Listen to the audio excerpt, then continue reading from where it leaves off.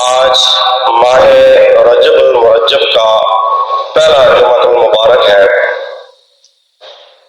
ماہ رجب یہ وہ بابرکت، عظمت اور حرمت والا مہینہ ہے کہ جب یہ مہینہ آتا تو اہل جاہلیت بھی اس کا ادب و احترام کرتے ہیں۔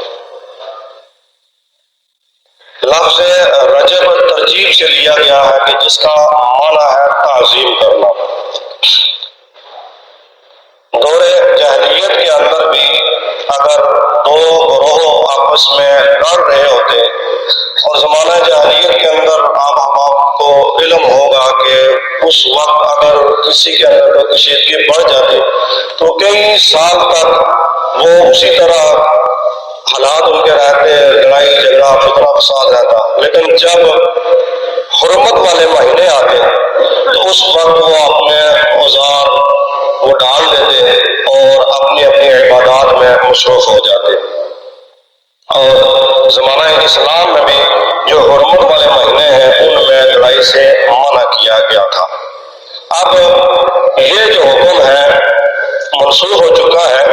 اب اگر حرمت والے مہینوں کے اندر بھی مسلمانوں کے اوپر کوئی ظلم کرتا ہے، جبر کرتا ہے، لڑائی کرتا ہے تو مسلمانوں کو اب اس حوالے سے اجازت ہے، مگر ان حرمت والے مہینوں میں عبادات کی، نوافل کی، روزہ رکھنے کی بے شمار فضیلت آئی ہے۔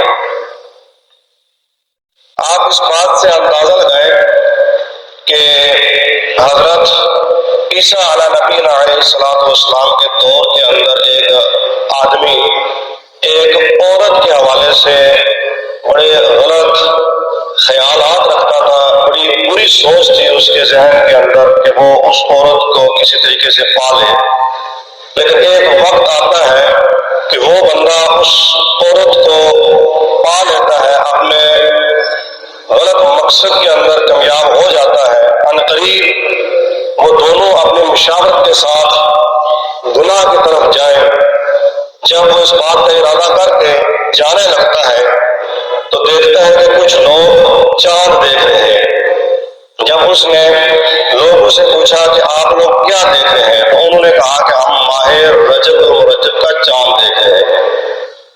تو اس نے ماہ رجب کا جب نام سنا تو اس مہینے کی حرمت کی وجہ سے وہ گناہ کی طرف جانے سے باز آ گیا، رک گیا۔ اب وہ مسلمان بھی نہیں ہے، غیر مسلم ہے۔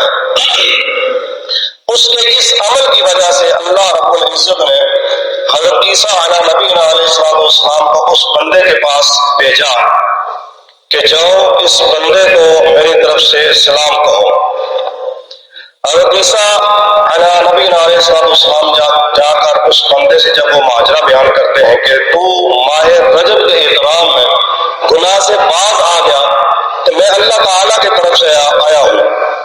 جب اس بندے نے یہ بات سنی کہ مجھ گناہگار پر اللہ تعالیٰ کی طرف سے بندہ آتا ہے، نبی عیسیٰ علیہ السلام میرے پاس آئے، تو وہ توبہ کر کے اسلام میں داخل ہو جاتا ہے۔